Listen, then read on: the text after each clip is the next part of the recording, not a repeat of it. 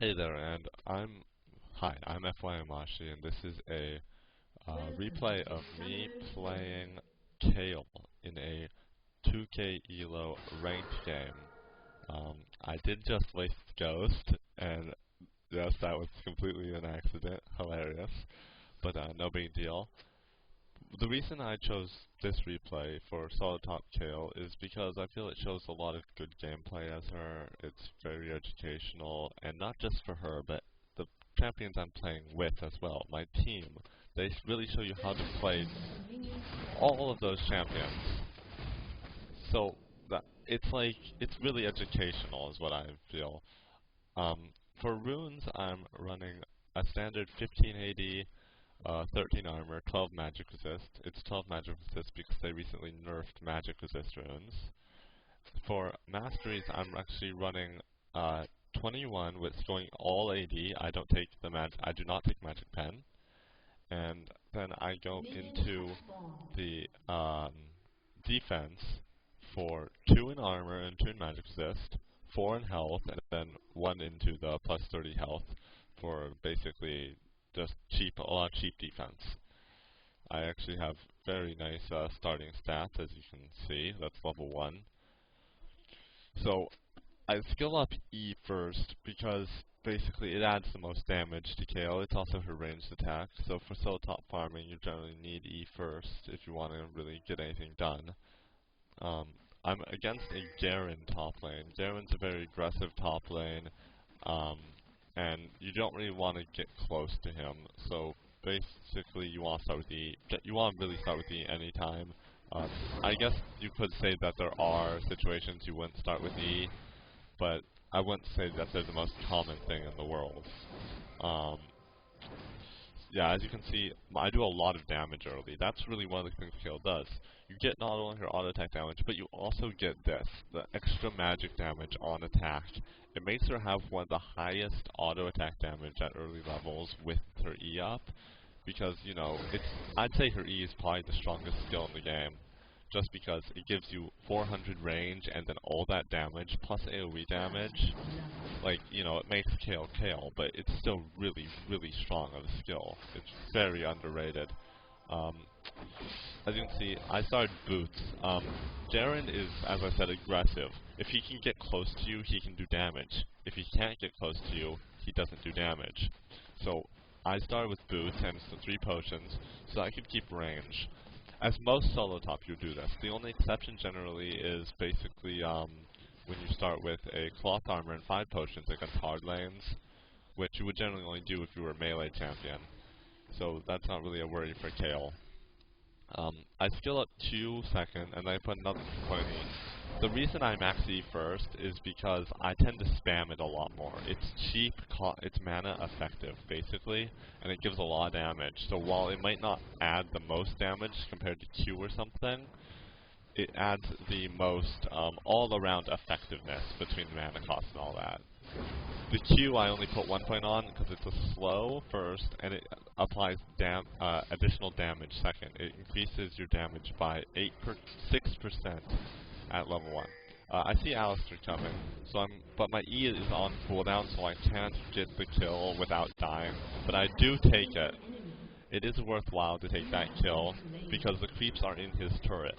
That's basically the one time diving is worth it, because if the creeps are in their turret, they lose more experience than you do, they lose more gold than you do, so it puts you ahead, even if you do die diving them. So, if you really are 100% sure you're going to get the kill when you dive them, go ahead and do it, even if you'll die after. If it's early like this, that experience can really screw over an enemy. As you just saw, Alistar picked up a nice kill mid. He's really on a roll right now. He's already killed mid twice. That's basically jungle Alistar for you. He's going to pick up a lot of kills. He's very aggressive, gank heavy. Mordekaiser's actually probably countered hardest by Alistar than anybody else, which a lot of people would find surprising. But, you know, it makes sense considering he doesn't have the escape to really survive an Alistar. So, as you can see, the Garen's kind of sitting in that bush up there. He's hoping that he can, like, bait me out to harass me, but I'm playing it safe. I'm standing off to the side. I do skip one CS there because I do realize that I don't want to take harassment with this guy, you know? If I don't have to, I'm not going to. So I'm still maxing E first. It's really only 10 damage per level, and it doesn't add any extra CDR. So most people would say, you know, it's not really worth it. It's perfectly worth it, considering that extra 10 damage and you get extra attacks off is really OP. As you can see, I popped Ghost to escape. I'm just doing that for safety. I see he's out of mana, so I'm actually being really aggressive. It's not necessary. I could have just gone out there with full health, not waste potions, probably not even had to waste Ghost. But the extra harass I got forces him to back, which is basically beneficial for my entire team. It's just, you know, me being a nice guy. You can see I'm pushing really hard. I'm doing this because Garen's melee. Even under his turret, I can harass him. So, and I know that he's going to lose CS if I push him into his turret. So, I really just want to play that aggressive top lane. He's at half health, he's no problem. Now, but I am actually going to back. I see I'm out of mana. I have enough for one E cast, that's not really safe. At top lane, generally you want to play it rather safe with your mana. I'd say mana is actually really important at top lane because really you can throw the lane with one death. One bad death can really throw top lane hard if you're against a tough enemy. I wouldn't say Garen is a tough enemy. One death isn't going to screw me over there. But, you know, I would say that there are some enemies that are just going to be a pain if you give them even one kill. So, if you're low on mana, and even if you're full on health, go back. You're going to need that mana. So, I bought a cloth armor. I'm building it up into wriggles. Garen deals physical damage. Also, on their team, they do have Misfortune and Olaf, who both also deal physical damage. So, I'm thinking about the fact that I just want to survive mainly. I do pick up the kill on Garen here. I actually, when I was playing the game, originally, not this replay, I did not see Alistar coming on my minimap. I was really focused on killing the Garen. So actually, that just worked out for me really well. It was an easy kill. I got a lot of damage off before he even arrived. He just helped me finish it off. So, you know, good Alistar jungle. But, yeah, so I'm building up into a Wriggles. I'm building like a tanky AD carry, I guess you could say. That's what Kayle should be. You don't have permanent range, so you need a little survivability in lane. You're also going against bruisers, so you don't want them to be able to freely engage on you. But past that, you really need to build a lot of damage on Kayle, and she has the potential to be one of the highest damage dealers in the game because of all the extra damage she gets from her E plus its AoE. It makes her really strong. It makes her scale really well, which is why you can really build any offensive item on her. Rage Blade and Nashor's Tooth used to be all the hype, the CDR and all that to keep 100% uptime on E, the extra magic damage. It's a perfectly good build. I, however, do prefer more, you know, offensive-oriented builds. Those are offensive, but not the same. I mean more like, you know, Wit's End, which is, it gives you a little tankiness, but the attack speed is just ridiculously strong. Or, my general build, which is actually the one I use this game, is Phantom Dancer Infinity Edge, which is actually a common AD carry build. The strength of it is the attack speed gives you just a lot of extra oomph when you're, you know, in team fights. Your ultimate keeps you pretty safe, so you can actually do that even in top lane and win fights. And basically, that Infinity Edge, the crits, and adds a ton of damage. The extra damage, the crits, they add up to 55% critical chance, which is just a huge chunk of damage for, you know, it's pretty much you get a lot of free stats by combining extra critical strike with an Infinity Edge. We did see the enemy team is going for Dragon, so we want to engage a fight with them. I'm coming down, we're all here, we have a really strong team, and they're not killing it very fast, they just don't have the damage. So we go in there fast. They force Tarek to die right away. I see that these two guys want to go after me, so I zone off to the left. I'm getting zoned by the Garen, but I decide to just go in there.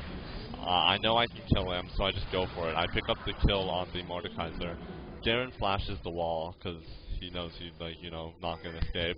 So we switch to Dragon and we pick up an easy Dragon because basically we have a lot of strong team fight damage. I didn't even have to ult. Nobody on my team actually, did anyone die? No, I don't think anyone did die that fight. Yeah, so I think we were pretty good off there. I was zoned off to the left a bit, but I got a lot of damage off. Garen and Mordekaiser were basically knocked out of the fight, zoning me out right away. Mordekaiser went into the fight. Garen didn't. So basically what happened was they were too busy chasing me, so my team got a lot of extra damage off. Plus my team has a harder initiate than them. So we actually took, victory in that fight. So Garen's back top, pushing again. He had more time than me. The tower's gonna take a few creeps. No big deal when the tower takes a few creeps. And we're gonna easily pick up the kill. You might notice that my team is arguing a lot in chat. That's pretty low elo. I'm sorry, no, I shouldn't be saying low elo. That's pretty immature what they're doing. We won the fight, we're winning the game, and they're yelling at each other. So, I put in my 2 cents. But, it's just me trying to convince something nicer. That's actually related to educational, because when your team is arguing, if you can get them to stop arguing, you should try. Don't try too much, though. If they ignore your first request, then they're probably just going to ignore any request you send, and if you try to keep asking, they will eventually just tell you, like, you're the bad guy now, you'll have to argue with them, and then, it's like Mark Twain said, don't argue with an idiot because they'll drag you down to their level and beat you with experience. Beat you into the ground with experience. I'm not calling these guys idiots, I'm just saying, what's the point of arguing when you're winning a game? Don't start that argument. You don't want to demoralize your team. You can lose for that. Alright, so I went and picked up some kills mid. It was a pretty easy team fight. It wasn't very much happened. I was just there at the right time. That's all it was.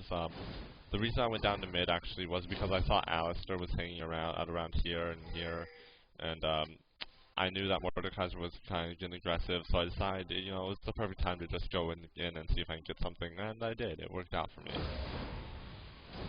So, anyway, I continue to farm top. I'm actually farming pretty hard. I have 93 CS.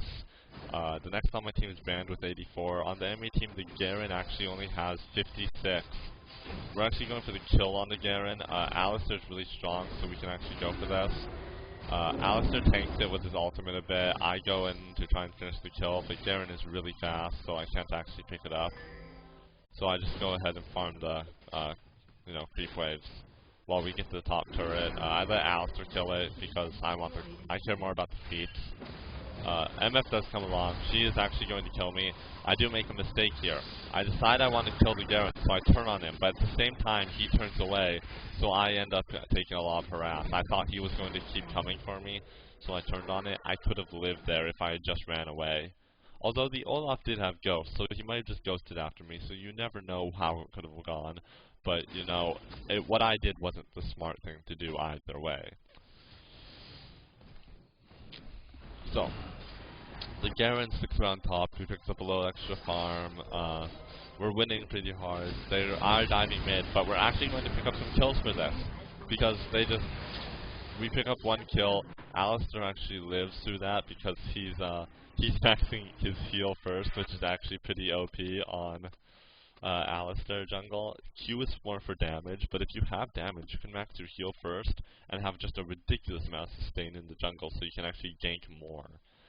It's it's a little tactic for Alistar jungles that most people don't think of first, but it does work out. So I pick up a BF sword. When you're playing AD Kayle, you really have to decide between the early Phantom Dancer and the early Infinity Edge. You can get one first, but you're going to have to buy one of them, and it's sometimes a hard decision. Generally, if I don't need the Wriggles Lantern, I'll go with the Phantom Dancer, because the earlier you get the attack speed combined with your E, the more damage you do. However, if I do not get, if I do get a Wriggles Lantern, I'll often go for the Infinity Edge first, because I'm not getting it as early, so my E is not nearly as effective for damage-wise. The dot isn't as strong. so I get more damage instead, so that, you know, I'm not relying on the dot to kill people. I see that he's actually here getting his blue buff. I saw it with this ward I placed here. So I do actually pick up an easy kill there. He sticks around to try and take blue. He underestimates my damage, which is actually really high. You can just think of my E like if I had an extra 60 AD or whatever.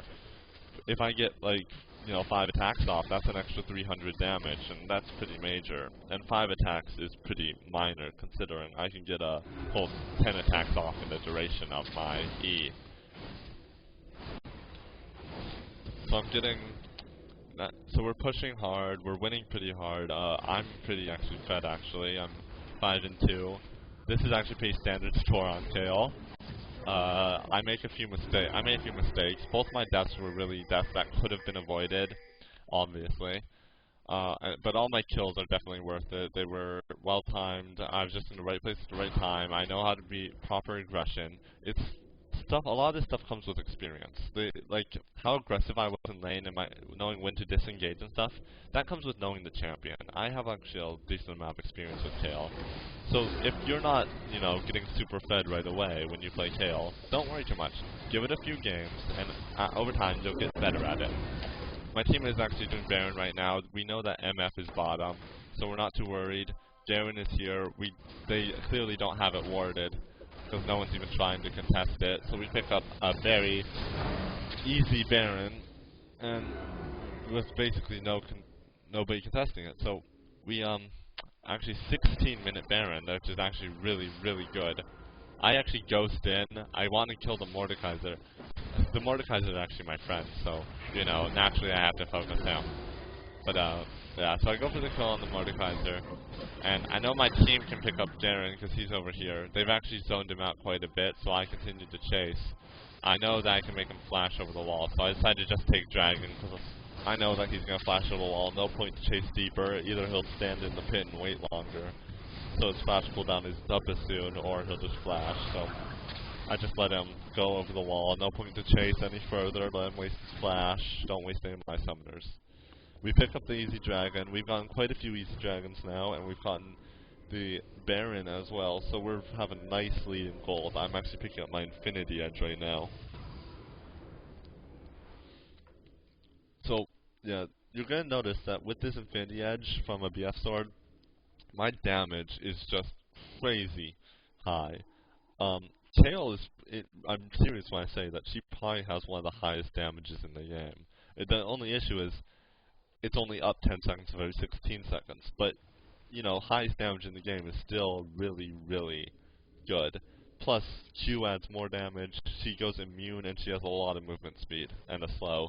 Basically, it's just an amazing kit that people underestimate because they're so used to, you know, a ranged champion having range all of the time. They're not used to playing on a champion that, you know, has their range on intervals. I'd say you need to be used to playing champions that revolve around cooldowns to really get the hang of Kayle.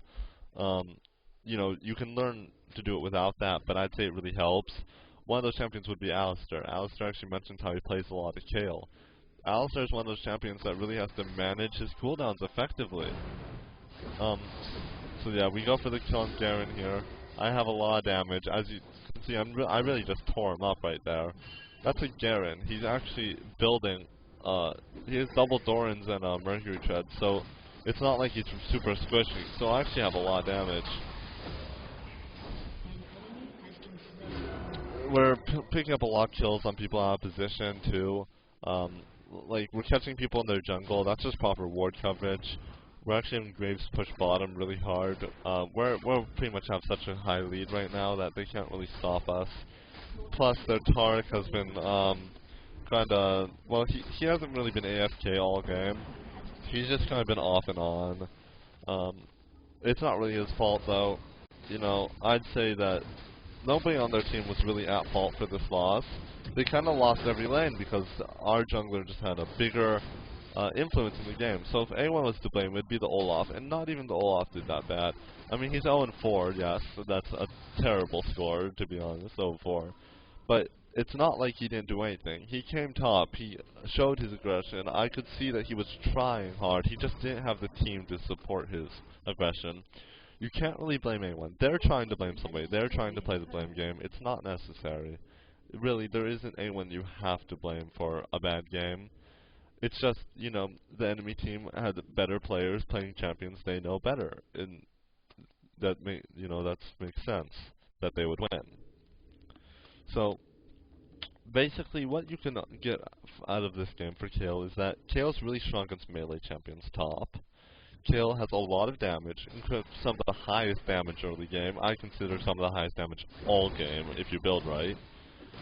And her ultimate I haven't really showed off too much this game, but her ultimate can be used really effectively in team fights to you ult yourself and then you charge in face first, and you can get a lot of damage off in those 3 seconds that you're invincible, even with enemy teams focusing you. You can still be CC'd, but the CC doesn't do any damage, so it's not such a big deal. Sorry. So. And plus her W. Her W is a highly underrated skill. A lot of people complain that the speed duration is too short for what it gives. It's 21% increase for 3 seconds, and the other people say that the heal isn't really effective. It's level 2, it's 105. That's not really a bad heal. Plus, it's on a shorter cooldown than some other heals. So, it's not that it's a bad skill. It's just people think it's not as good as it is. One thing that's really underrated is her passive. It's percent penetration. That's incredibly underrated. Like, possibly one of the most underrated things in the game. Percent penetration on Kayle's passive basically means no matter what, even if your enemy rushes a lot of defenses, you're still going to hurt them. You're still going to deal that damage. Building, whatever you build, you're going to deal damage that they can't stop. That's really painful. That's really strong. Now, I'm not saying that, her passive isn't as good as it used to be. I gotta admit, I liked her old passive. But I'm saying that her passive is considered really bad. It's not that bad. They fixed the bug where it was doing the penetration wrong and not giving you any bonus. So, you just saw me drop that Garen to half health, basically free. That's a lot of damage. That's a crit. That was 3 hits, and he's obviously on half HP. I'm gonna drop this Olaf really fast, in fact. Yeah, see, 4 attacks from half health. I'm saying half health because Alistair did some damage. And, 4 attacks from half health ain't bad. I've hit this guy about 3 times, 4 times, that focus. I use my ultimate to really get in there. As I said, you can use your ultimate to really get into position to the fight and throw a few attacks in. Get those 3, 4 free attacks in to really get ahead. You'll see him turn around to attack a lot. I know Garen can't get within range, so I'm actually kiting him with my red buff and E. I thought about turning on him and chasing him, but I realized, the second he runs into a bush, I'm going to have to disengage anyway, so I just decided to go ahead and back. I think they're going to surrender. I think they're going to surrender in a second. I could be wrong, though. We might push to the win. I don't exactly remember. But, it was... Yeah, I think we might push to the victory. I'm not quite sure. But, it was a good game. I showed off a lot of what you can really do as Kayle. Aggression in lane is very important. That was before we were even fed. I showed how I could be really aggressive early. I'm going to do another one with Kayle against the Vladimir soon to show you how Kayle does if they don't pick a tanky top lane. But I felt that one with a tanky top lane and one with a non-tanky top lane was important. There's a surrender vote. So, good game. So, remember, Kayle's a strong top lane. She's incredibly underrated. Vincent wrote a guide for her on Solomon recently. I'd suggest you check that out. And I'd suggest you give her a try. She's a very underrated champion, in my opinion, for how strong she really is. Go play her in a solo queue game and build her properly. Play her safely. Don't do too many dumb things. And you'll realize that, she's a good champion. You should play her too. Thanks for watching.